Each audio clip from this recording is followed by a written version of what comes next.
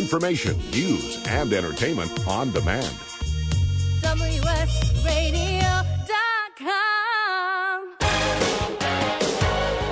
Welcome to This Week in Marketing, brought to you by the San Diego chapter of the American Marketing Association. Thank you out there to those of us joining us for this hour of This Week in Marketing. This is your host, Bill Wynn with AMA San Diego. Joining me in the studio, as usual, is my colleague, Sam Wheeler. Good morning, Sam. Good morning. Today we're going to be talking about the customer experience, and I am pleased to welcome to our studio two experts in this field. First is Jeofrey Bean, principal consultant with Del Mar Research. His area of expertise is the customer experience. He's also an author and instructor at UCSD. Welcome, Jeofrey. Thanks. Thanks for having me on. Yeah, my pleasure. And then also joining us this morning is Erika DiProfio. She is the director of marketing at Omni La Costa Resort and Spa. Erika was included in our State of Marketing report that we just issued this last year. So we're thrilled to have Erika join us this morning. Good morning, Erika. Good morning. Pleasure to be here. So let's before we head into our discussion, I just want to remind everyone that we have kicked off our podcast holiday listener contest. You can find details on our website. How it works is you listen to podcasts, you enter comments on the applicable posts, and then you will be entered in a contest, in a drawing to win either a free Art of Marketing ticket for our next Art of Marketing in spring of 2018, or you can elect to host your own podcast here at WS Radio. So again, find the details on our website and enter to win. We've also got our next event coming up pertains to marketing in the restaurant industry. You can also find details of that event online. It is in January. So, Jeff, get us kicked off here. How do we define the customer experience, right? How do we think about this very important concept in marketing? Well, I really think that people have to keep in mind that it's all the interactions people can have with your business's messages, people, processes, including websites and phones and apps and products and services. And the important thing to think about is that it's an interaction directly with each one of those pieces, known as the customer experience continuum, or about. And so I can have an experience about your business either from somebody with word of mouth or with social media. And then I like to think about that customers have a journey that they take. They first discover your business, and then they have all these interactions with or about your business, and then at the end, hopefully, if you're really good, they'll actually advocate for you. And then the thing to keep in mind is every interaction, people kind of automatically process, and they're thinking about okay, what's this doing for me or not for me? What's it doing to me? And then there's an emotional range. And then the economics of it. Is this interaction worth my time? So, again, just keeping in mind all the ways you can interact and with and about, and then from discovery all the way through advocacy. All those things, we're complex people, and we kind of process all this at once. And really great businesses have to get it right on the Internet as well as off the Internet. Okay, and the reason that I wanted to have Erika join us in the studio today is that the business that she works in, hospitality, is so closely tied to the customer experience, right, Erika? Absolutely. The customer experience begins well before they even arrive at or interact with your service. They come with preconceived notions because of all the research that they've done. So usually when they've made a decision to interact with your service or your product, they already have very high expectations of what they're going to experience. So you have to meet those expectations and even exceed those expectations to then drive advocacy at the end of the experience. Mm-hmm. So Jeff, how did you decide to make customer experience kind of the focal point of your career? How did that happen? Well, many years ago, I was interested school-wise. I studied business and psychology, and I was always interested in that. And then my career over like a 20-year period, I was always involved in, let's say, technology development, service development, and then what's the market for it. But for me, the centerpiece always was people and their emotions and the economics of interacting with the technology. And then more recently, when kind of the bar has been raised by some of these great companies I call experience makers, I really focused on that. And, it was 2012, I did the first book with Sean Van Tyne, where we actually were able to interview a lot of great people who work at some of the top customer experience companies. So we were really grateful to be able to do that. And then that just gives you more energy and inspiration to kind of focus on this area. So I'm really very excited to be focused on the latest generation of customer experience. Mm-hmm. And Erika, how did you happen to arrive in this field, right? In all the areas of marketing you could have ended up in, you ended up in hospitality. How did that happen? Yeah, it's fascinating. As I was preparing for this, my career really has been focused on the service industry, food and beverage and hospitality. And similar to what Jeff said, when I was just starting my career, the Web 2.0 was exploding. And that's when a lot of the conversations were transitioning from in real life to online conversations. And the word of mouth phenomenon really interested me, especially in the service industry. How do people take the conversations that they're having in real life, transitioning them online, and then making decisions from that? So throughout my career, I've always incorporated that strategy into how we're interacting with our customers. It's so critical. Mm-hmm. And Jeff, what are some of the more common misconceptions you hear about customer experience? Like, what is it not? Well, if we go back to the fact that customer experience or the journey that people have with your company is, starts when they discover the company and, as I mentioned, hopefully ends when they advocate for it. The fact is a lot of people think that customer experience and customer service are the same thing, and they are not. Customer service is very important in there, but you might not have an experience with customer service until after you're a customer. So, which brings us to another misconception is that the great customer experience companies actually understand that the customer experience starts kind of to what Eric mentioned, which is long before there's an actual transaction. So typically, a company will think, okay, you become our customer and you'll see we have great service, but experience makers, they really don't they don't think like that, actually. They're thinking your experience is going to start a long time before. And then another important area is that customer experience involves everybody in the company, not just you hear the term customer-facing. And when I hear that, I know, okay, we kind of have to have a discussion about the fact that it's operations people, tactics people. If you are doing something that will affect the customer's experience economically, emotionally, and so forth, you should be involved. And so the mistake is that it gets assigned to either the customer experience gets assigned to either people who are only interacting with customers or that it gets assigned to a particular department when it really, quite frankly, it's a whole culture of the company. And there should be somebody in every meeting all the time thinking about how this affects the customer. Erika, you agree? Absolutely agree. We have more than 1,500 associates that work with us during the height of our season, which is usually over the summer.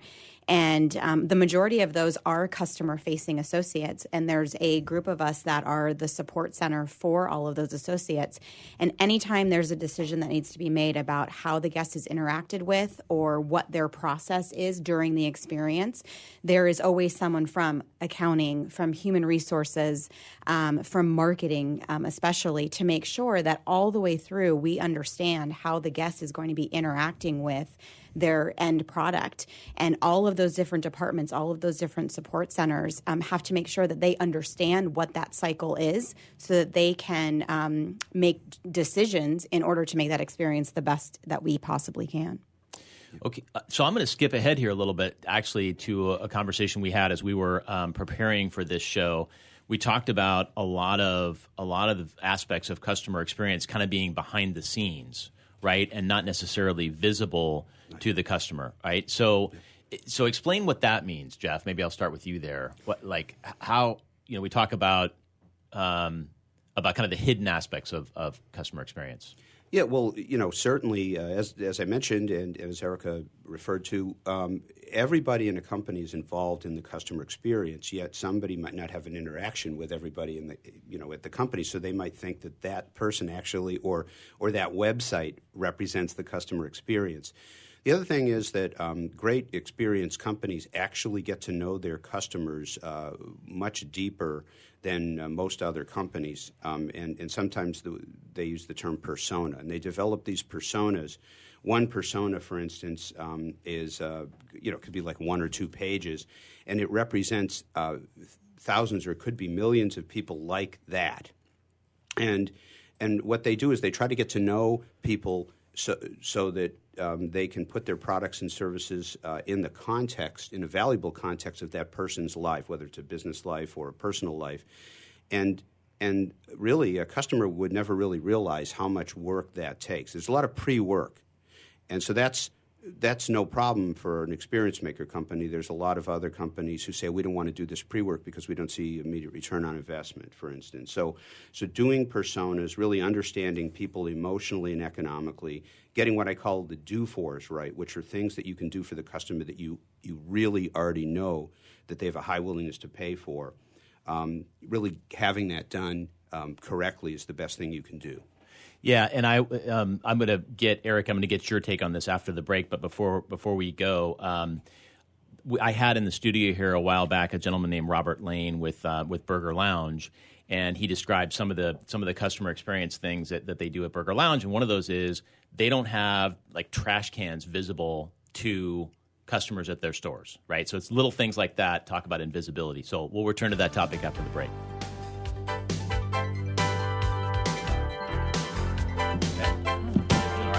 Oh, yeah. Yeah, you get to sound like an expert, right? Well, it still blows me away that when you're doing this, how Fast it goes. Yeah.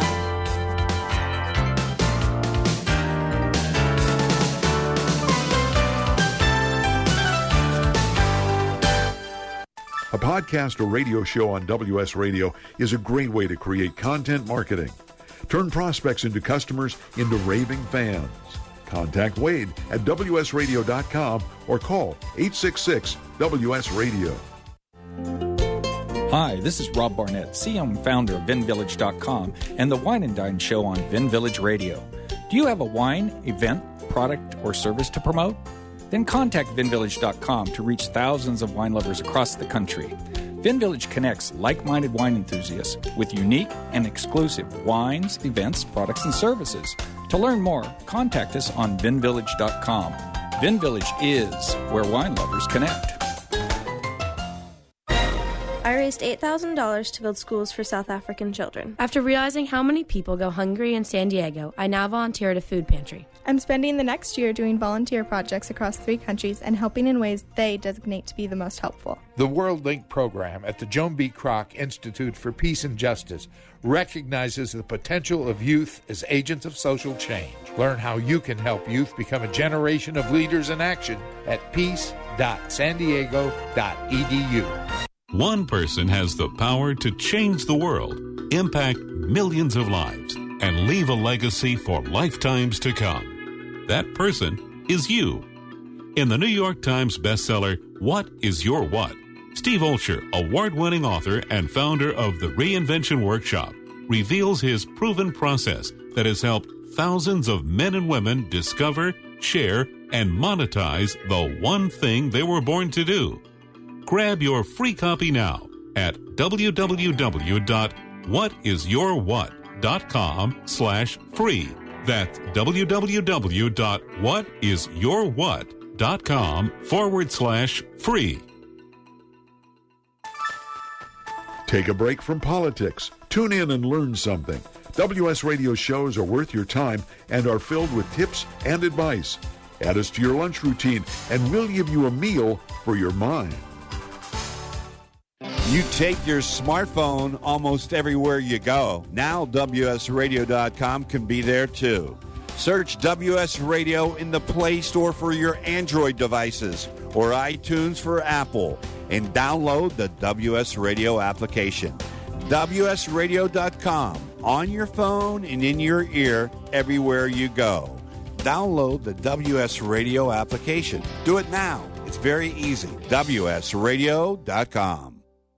Small businesses are the lifeblood of America's economy. Every Thursday, SBA Radio interviews industry professionals and is dedicated to provide small businesses with timely insights and innovations. Visit www.sbaradio.us for details. Talk to me. Information, news, and entertainment on demand. WSRadio.com. Welcome to This Week in Marketing, brought to you by the San Diego chapter of the American Marketing Association. Welcome back. We are talking about the customer experience with Erika DiProfio of Omni La Costa Resort and Spa and Jeofrey Bean, principal consultant at Del Mar Research.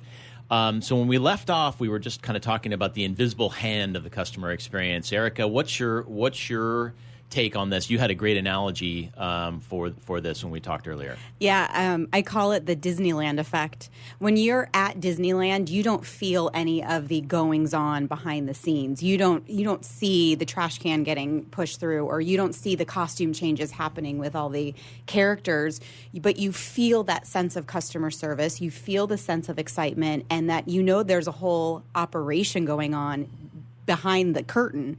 But as a customer, as someone who's experiencing Disneyland, you don't feel all the bumps in the road or the communication going on behind the scenes. And with Omni La Costa specifically, we're selling an experience. People don't walk away with a product in their hand.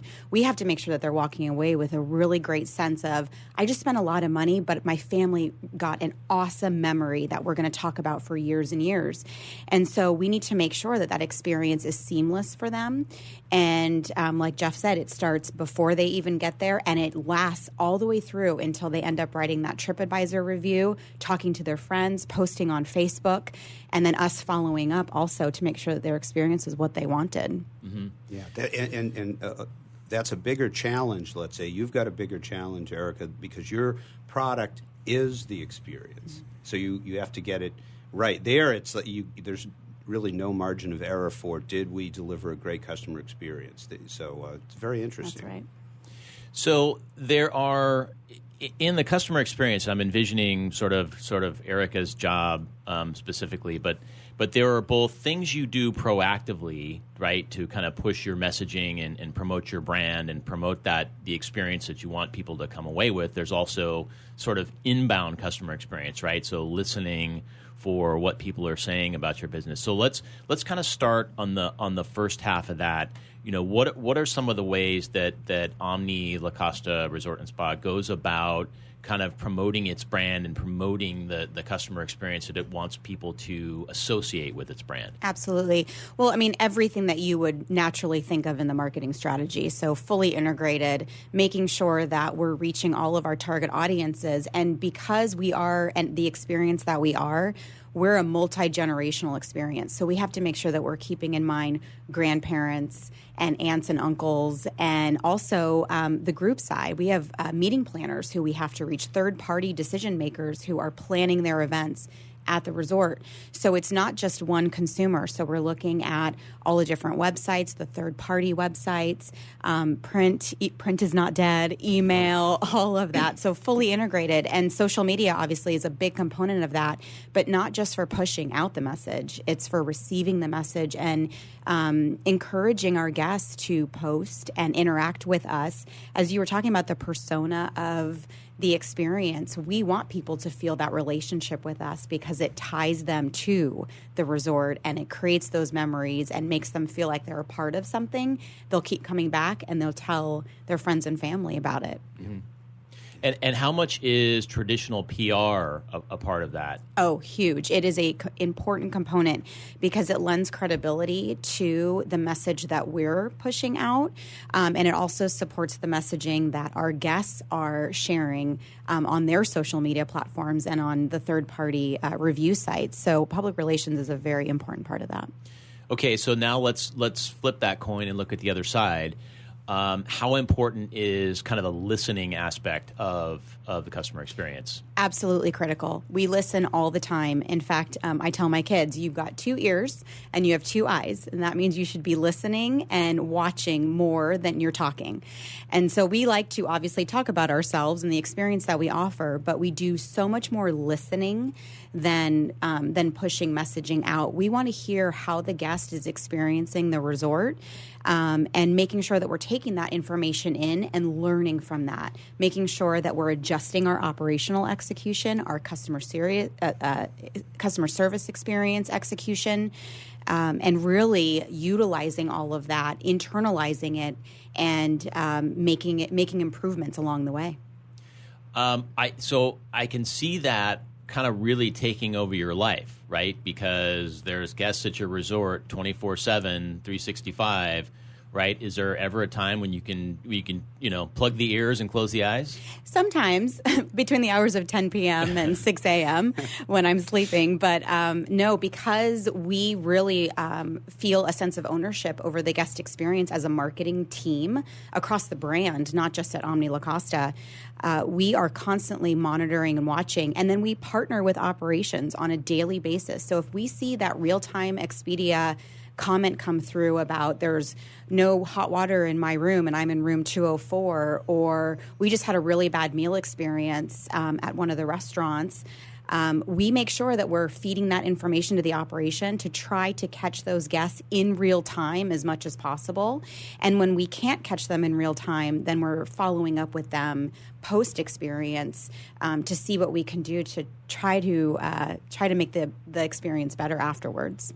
Yeah, that brings me to a question too that I wanted to ask about. You talk about the real time and then post experience kind of interaction with the customer. How do you guys take all of that data that you have and decide kind of what to act on, what not to act on, and sort of how do you make decisions? Because every day there's so many interactions, I'm sure, with your brand. How do you take all that data and learn from it instead of using it in real time? How do you basically analyze it down the road? We have so many different tools, and we all know as marketers that there are so many different tools at our fingertips. We narrow it down to a few.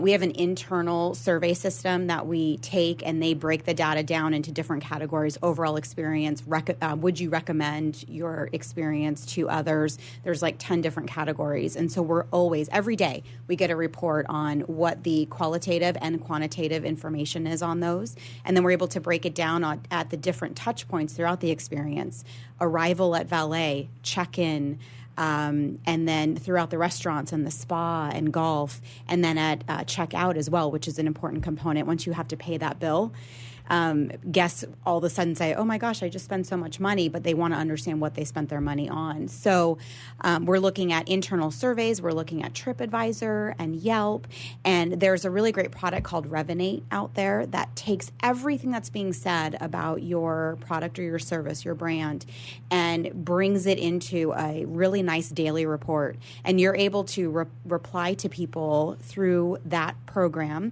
or you can reply to people through the Facebook platform, the Yelp platform, or the TripAdvisor platform. And it gives you all of that data and all the comments from guests. So our operations team takes those comments and then decides what they're going to act on.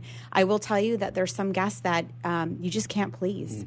And we've had those conversations with guests where we've said, look, we've done what we feel like all that we can, and maybe this experience just isn't the right experience for you. Right. And that has to be okay. You have to be okay with that as an operator and as a marketer to be able to say that maybe this just isn't right for you. There's plenty of other people out there that want to experience it. Well, and like Erika said, it's a very important point that for any company, I call it the CXI, or Customer Experience Intelligence gathering, and you have to have a portfolio of inputs that's right for your company. And then you apply them. You can apply them to day-to-day operations, or you can apply them strategically. And it has to be applied in a way that you get an understanding throughout the whole customer journey.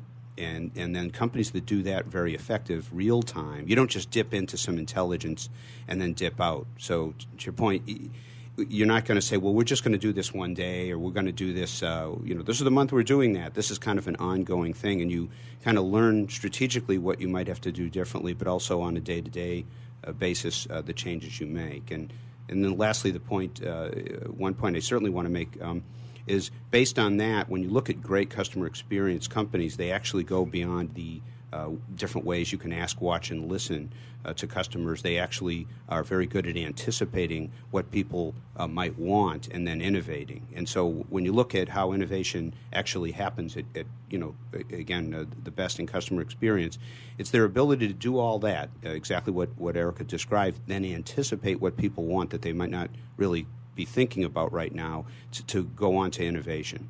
It's giving them that wow factor. Absolutely. And exceeding those expectations. Yeah. And another thing to remember with customer experience is that sometimes you can't please some people, and other times you can please them beyond their wildest imagination, if particularly you understand what the influencers are of their expectations. For instance, if they've had a great online experience on Amazon, your online experience might be getting compared to that. Because the rule is, people don't wake up in the morning and then say, geez, last night I was comparing the person at the Four Seasons with the person at the bank, and I can't do that because they're not in the same industry. People don't do that, okay? What they do is they're comparing each piece of the customer experience automatically with different companies that they've had interactions with. And so once you understand what the leaders are in their minds, for the customer experience interactions, in the continuum, you can get a better idea of how to please them, even some of the tougher ones. Yeah, so I think what you're saying there is you have to cast a wide net when you're thinking about what experience you might be comparing yourself to. Absolutely, and you have to be smart about knowing what your customers are already thinking as the benchmarks for, whether it's the websites or personal interaction and so forth. Okay, we'll continue this discussion right after the break. You're listening to This Week in Marketing with AMA San Diego.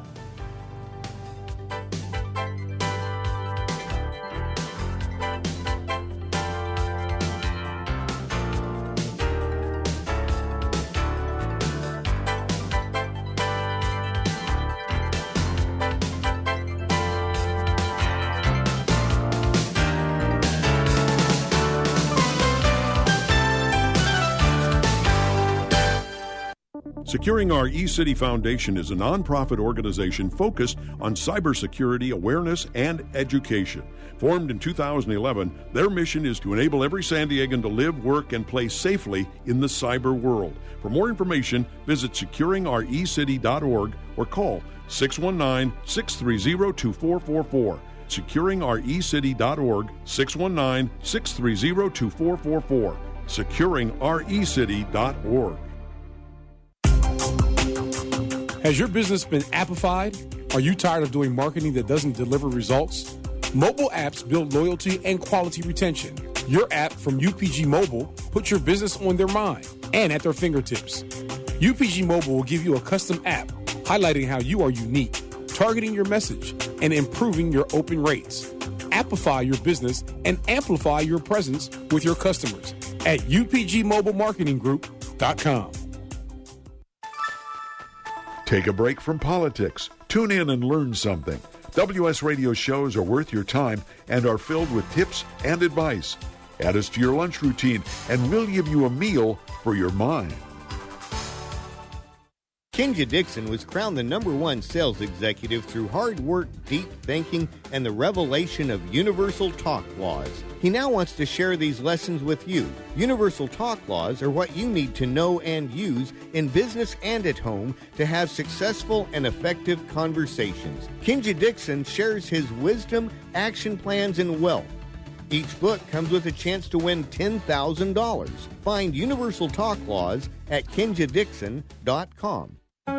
Do you want to be a professional coach? Are you in business trying to make a real difference with people you manage or work with?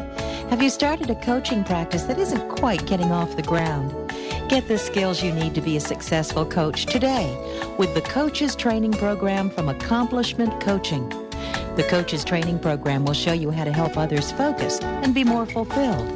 Whether you want to improve your company's bottom line or create a thriving coaching practice, Accomplishment Coaching can give you the distinctions and practices you need to coach others effectively today. Accomplishment Coaching has spent 6 years developing a cutting-edge coaches training program that will have you ready to coach people professionally in just 12 months, and you don't have to take time off work to do it.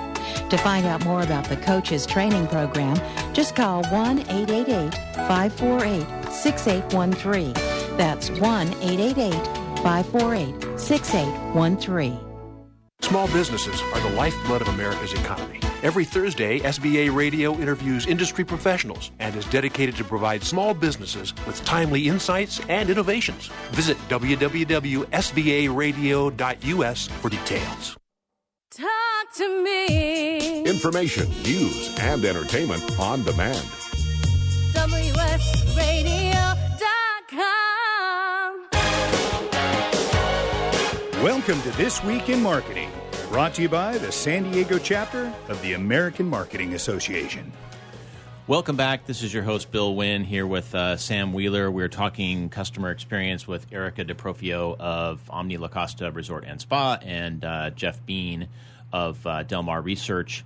Before we continue our discussion, I want to remind folks we've got our next event coming up on January 17th, Trends in Restaurant Marketing. Find details on the website, and also our podcast holiday listener contest is ongoing. Once again, find details on the website. It's a great chance to win a free ticket to our Art of Marketing conference or host your own podcast here on WS Radio and come away with a great piece of content about your business. Okay, so I want to return to the discussion we were just having and ask you, Erika, how important it is to attempt to reverse negative experiences. We talked about, there are some experiences that, or some customers where, we just can't get to what their expectations are, right? We can't reach those. But before we reach that line, how important is it to attempt to reverse those experiences, and how and what kind of a win-win can we create there? Once a guest leaves your experience, whatever it is, and they haven't had an opportunity to communicate their issues to you as a customer service person in real time, and they leave without being able to communicate any of that, or if they have and their problem hasn't been resolved in real time, you've already lost, because then all of that goes online. All of it goes on Facebook and Yelp and TripAdvisor. And I know I keep mentioning those, but those are our gold mine, because that's where we find all of our information about the experiences that the guest has. And so it is so critical for us to make sure that we're watching and we're listening to the guest experience while they're on property and catching anything while they're experiencing it, so that we reverse it. Because usually when there's a problem and you reverse that experience into a positive experience in real time, you will likely win a customer for life. Even though they started with a negative experience and you've been able to reverse it, they will go out and advocate for you that, hey, this company made it right for me, and this is how they did that. So for us, it's about, if there is a hot water issue, we listen and we hear, and we make sure that the guest is relocated to a new room. Or if they had a bad experience in one of our restaurants, we are interacting with them and following up with another experience or a complimentary meal or dessert, just like you would in any restaurant. At the spa, the same thing. Because we want our guests to be able to communicate, all of our customer service associates are always watching for anything that possibly could go wrong. And you bring up a really good point. The main goal of a great customer experience, beyond making money for the business, is to get customer advocacy. And that's where customer satisfaction doesn't necessarily predict that somebody would advocate. You want to get to the point that Erika just described, where you're really understanding, if they've had a bad issue, how can I fix that? Because if that goes unfixed, there's the emotional aspect, where the negative emotion tends to grow and grow large after the experience, where a positive one can also grow large, but really the negative one is the one that that can make social media work against you more than even the positive ones. So yeah, and that's kind of where I wanted to go next. Is that social media and Web 2.0 is such a game changer in this space, right? Because it used to be where somebody with a bad experience would come to the front desk and complain, or maybe leave your resort and not tell you, but tell all their friends, right? Now all that stuff happens online. And so both the positives and negatives become visible to the entire world very quickly, right? Right. Our philosophy is we respond to every single negative comment on all of the review sites, not only for that particular guest who is writing that review and wants to be heard and then made sure that their problem is resolved, but also for everyone else who's doing their research or reading all of the reviews about the resort as they're doing their research to see this person had a problem, but the company came in and made it right for this customer. And so that provides some additional positive emotions as they're doing their research and making a decision on where they're going to go. Yeah. And if you look, let's say you're trying to understand a particular customer profile, and one thing you want to understand is how they buy, right? What's their process for buying? And what you find out is in certain industries that the social media is an integral part of how they buy. So it isn't just that people are putting up great things or not so great things. It's understanding that that's all building into the process of how many people buy. And if how your customers buy is based first, or it can even be up to 60% of their time is on social media before they actually engage a person for the product or service, you better have that right. And that's why some companies actually have social media teams to do real-time reporting, and then the company can decide, okay, what action do we want to take on a tactical level, on a strategic level. It's very important. What's also really great about social media and user-generated content is that the customer is telling their story and their experience through their own eyes, as opposed to the brand telling customers how they're going to experience the product or the service. It's it's us, all normal people, posting pictures on Instagram and Facebook and telling the story through my eyes versus the brand telling me how I'm going to experience it. Yeah, in their own words. And if in their own words actually matches the words of other customers or would-be customers like them, that's even more powerful than things that could come from the company. Yeah, Sam, you had an interesting question about brand voice, right? And in terms of these interactions on social media, kind of what character those take on. Why don't you? Yeah, definitely. So I'm definitely interested in seeing, what's the best way for a brand to decide when to be fun, when to be lights, and when to say, hey, message us and we'll take care of this issue for you. And does that change across different platforms? And how, in your experience, have you seen that worked? Have you seen failures? Definitely some general thoughts on that would be awesome.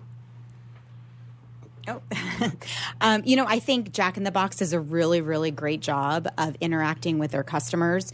They take Jack's persona and his humor, and it comes across really great in the messaging that they're providing over social media. But when it comes to a customer service problem, they take those problems seriously. So outwardly, they might be humorous and funny, but if there's a foodborne illness crisis or if there's something going on with a customer that's very serious, they're speaking with that customer at that level. So I think there's varying degrees, and you have to walk that fine line of customer service when you're interacting with a customer on social media. Absolutely, you want to have that fun marketing side of things if that's what your brand persona is.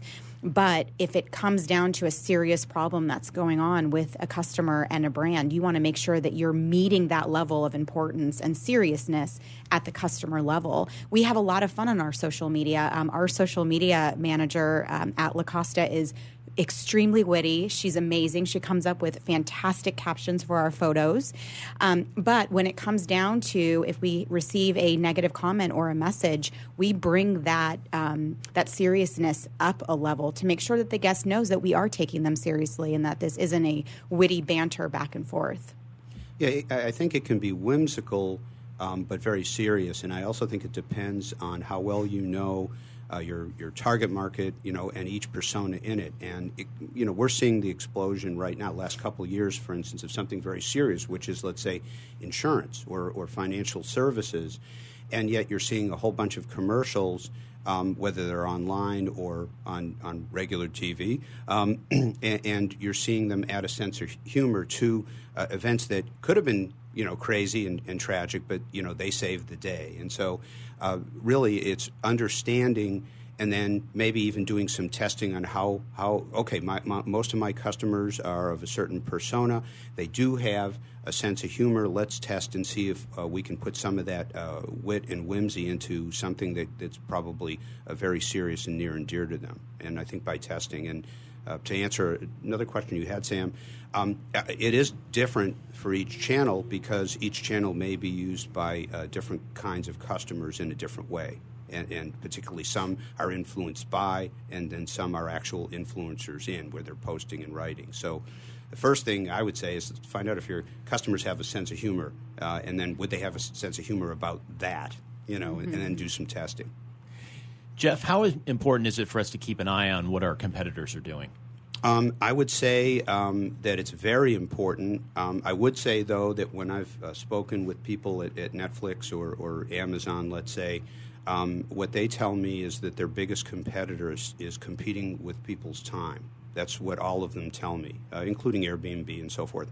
So you have to know your customers well enough so that you can kind of put yourself in the context so that they can give you their time and then start a customer journey. But then the next step is understanding competitors. And the thing that's a little different when you have your customer experience hat on is that I need to understand my competitors' customer experience, and particularly if it's to the same customers. So the great experience makers are actually comparing interaction for interaction in the customer experience, and they can differentiate themselves by customer experience. And so they have to decide, okay, are the customer experiences that my competitors are giving people who could be or are my customers, are they getting too close to ours, and what do I need to do to innovate? So a few years ago, Expedia did a study that said that customers go to about 38 websites on average before they make a decision on where they're going to travel to or what hotel room they're going to book or rental car. And that number just in a few years has decreased by 80% because people don't have time to do as much research as they used to. Okay, great. So we've got one segment left. We'll be back talking about customer experience after the break.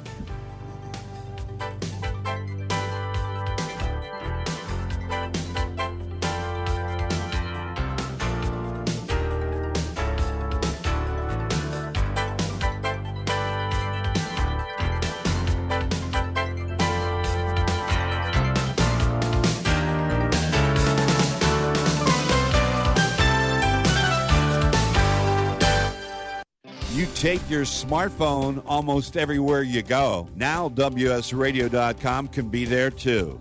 Search WS Radio in the Play Store for your Android devices or iTunes for Apple and download the WS Radio application.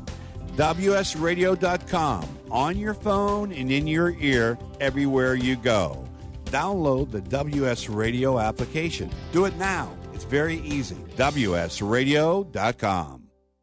On the internet, your business's reputation can be unjustly destroyed in an instant. Don't wait for that to happen. Building and marketing your 5-star reputation can increase your business by as much as 19%. Take control of your reputation and have the 5-star reputation you deserve with Reputation Marketing Solutions by DSI Development. Become the go-to company by visiting 5starrepmarketing.com. The number 5starrepmarketing.com. Nowadays, internet devices are an integral part of your home. Everyone in your family has a smartphone, tablet, or a computer. Life is easier knowing that all your devices are secured and your family can surf the internet carefree. ESET Multi-Device Security Pack does just that. One license for all your devices. With ESET, it's simple to stay protected and save money. Enjoy safer technology with ESET Multi-Device Security Pack at ESET.com. That's ESET.com. You may have heard me brag about Progressive Medical Center and just how much they've helped me with my health. And Dr. Goley, one thing that you have helped so many people with is migraines. Unfortunately, there are millions and millions of Americans who are suffering with migraines and headaches, and they're debilitating because it affects the quality of their life, and they cannot function properly. At Progressive, we get to the root cause because we understand that migraines could be caused by nutritional deficiencies, hormonal imbalances, believe it or not, delayed food sensitivities. And once we determine what the real reason is, we put a plan of action together with medication that we get them off slowly, and we put them on an all-natural approach, and the results are amazing. Incredible. I mean, there's so many people that can say they don't live their lives with migraines anymore thanks to Progressive Medical Center. And that's what's exciting and rewarding to us as physicians, because we help our patients take control of their health, and that's why they're living well. Why don't you get a hold of Progressive Medical Center today? Don't live in pain. Don't have migraines anymore. Just go to their website, progressivemedicalcenter.com. This is your life. Live it well.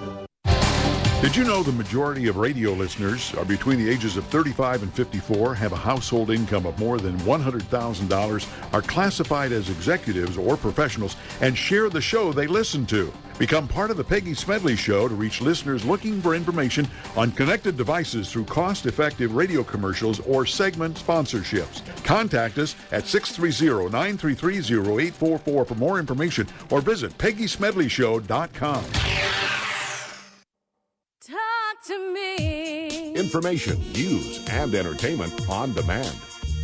WSRadio.com. Welcome to This Week in Marketing, brought to you by the San Diego chapter of the American Marketing Association. Welcome back for our final segment, talking customer experience with Erika DiProfio of Omni La Costa Resort and Spa and Jeofrey Bean of Del Mar Research. So for our final segment here, I'm curious to know, I guess this is kind of a classic. We were just talking about it during the break, right? The classic push-pull between marketing and operations, right? So given the emphasis placed on customer experience these days, I'm going to start with you on this one, Jeofrey. Okay. How much of a seat at the table do marketers have with operations in order to influence the customer experience at the best customer experience companies? Well, at the best customer experience companies, each discipline has a role in the creating or improving the interactions in the customer experience. And so when you're talking about testing a customer experience, what you're trying to, the ultimate goal is to improve advocacy. And so what you want to do is you actually want to get operations, marketing, and several other departments and skill sets involved in either creating a prototype. It's testing interactions. And how can we make the decision of, okay, do I leave this interaction the same? Do I improve it or do I innovate it? And that is done with something called human-centered design and human-centered interaction, where we actually involve people, specific people who match the customers that we want or the customers that we have, and we test out the changes we're going to make by that interaction. And so you make a prototype of the new interaction, whether it's online or whether it's in a store. And then you can either observe them or interview them. There's many ways to do this, as well as look at a lot of the data that interaction generates versus the information and data that the existing interaction generates. And then you make your decision. We can improve this interaction this way, or you know what, this interaction isn't cutting it. We really need to innovate. And so it's interaction by interaction. And I like to say that you want to improve an interaction to the point where each one could actually have a high propensity to advocate, so that after people have 10 or so interactions, online or offline, there's a pretty good chance they're going to advocate for you. So, Erika, have you found that your influence on operations, or at least your input into operations, has changed over time? It really has. I think operations continues to see the level of involvement that marketing has in the guest experience, and because of the web and social media and all the different things that marketing now has at our fingertips, we are able to have that conversation with operations and be able to understand where they're coming from an execution standpoint. In marketing and sales, we say sales sells the dream and operations has to execute it. And sometimes it's hard to execute against that dream, but that's why you have to have marketing and operations at the table together so that operations understands the messaging or the big idea that marketing has, but then operations needs to be able to tell marketing, this is what we can and cannot execute. How are we going to evolve and change in order to meet those guest expectations? Yeah, and stop selling things I can't deliver. That's right. That's right. or answering questions nobody's asking. But, to that point, when you look at the top customer experience companies, they're usually made up of, they have an expression, 2 pizza teams. You don't want a team bigger than what 2 pizzas could feed, but also these teams are made up of marketing, operations, engineering, graphic artists, designers, and so forth, and they're very effective because they really truly are working together. It's just a different organizational look than, let's say, a non-customer experience company. So. And then, Erika, let's talk about some of the ways that the Omni La Costa, for example, tests the customer experience, right? So we talked about listening, but what other ways do you guys gather information? We have a customer advisory board that we choose in all the different segments that we have. So we have leisure agents, we have group sales, meeting planners, and whenever there's a new concept or a new idea, we use them as a sounding board to test and talk about, would this work for their customer? We also tap into things like American Express. They have secret shoppers that are constantly coming into all of the properties to test the experience and then provide us feedback on that experience. Excuse me. So we're culling all of this data and information. And what's really exciting about the hospitality industry is that we're so nimble that the minute we get that feedback, we're able to make those changes. After we've tested something or run something through a customer advisory board, we can make those changes the next day to influence the customer experience. And that differs from like a product manufacturer, for example, right, that's got to engineer that and tool it and actually put it into production. That's right. That's one of the benefits of working in the service industry is that you can do that quickly. Yeah, and you don't have to worry about obsolete inventory and all that type of thing. Yeah. Jeff, how important is it in your research for companies to actually have mystery shoppers and things like that to run through experiences and gather real data? Very. The short answer is extremely important. Mystery shoppers, for instance, that would apply certainly to retail and so forth. But what you want is every business needs to have a portfolio of inputs that make them smart. Give them a high CXI, high customer experience intelligence, so that they can make effective decisions all along the customer journey. Mm-hmm. So it's extremely important because really, to me, that's how you stay smart in real time, and then you can decide whether to use that those insights, day to day, or strategically or specifically for innovation. So is gathering this kind of input something you just do when you're thinking about a change to the business, or is it an ongoing process? Should be done all the time? Well, in the beginning, when customers, or I should say companies are starting to focus seriously on customer experience, they'll do samples every now and then. But if you look at the best, it's ongoing. It's part of the culture. It's simply an ongoing stream of intel because things change so fast. You don't want to be surprised. Mm-hmm. Erika, how do you guys keep things kind of fresh? How do you think about innovation in your business? Well, I have to say that I think we all have to remember that we are consumers first. Before we're operators, before we're marketers, before we're anything, we are all consumers of products and services every single day. So keeping that hat on when you are talking through the guest experience and talking through what changes or things that you want to test, look into yourself first and say, is this something that I would want to experience as a customer? And then you can go into the research research and the data, and then looking at who your customers are and what they would want to experience. So I think that it's also about experiencing different brands. We're constantly looking at our competitors, seeing what they're doing, the different ways that they're executing the customer experience. But it also goes back to what fits for our brand as Omni and then as La Costa. And Jeff, what do you advise marketers in terms of staying up to speed on customer experience best practices, right? Like how do marketers educate themselves on this and kind of stay current? Well, that's a great question.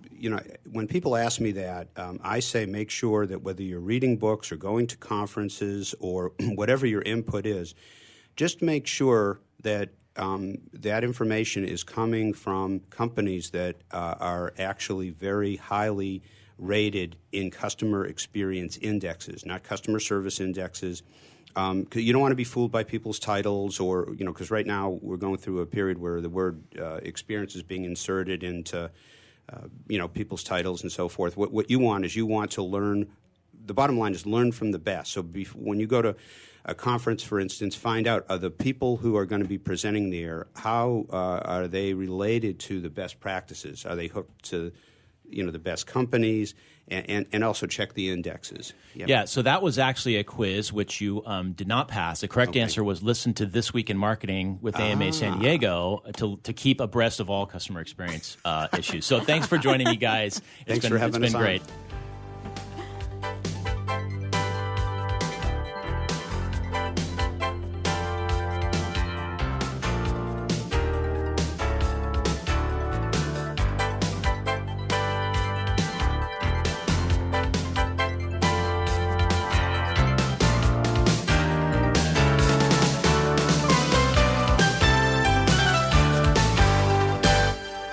Securing Our eCity Foundation is a nonprofit organization focused on cybersecurity awareness and education.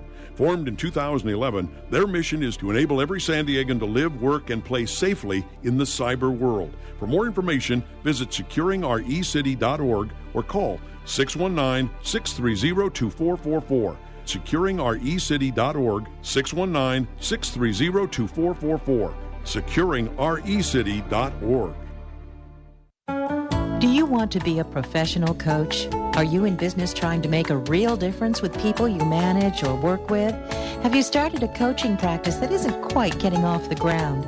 Get the skills you need to be a successful coach today with the Coaches Training Program from Accomplishment Coaching.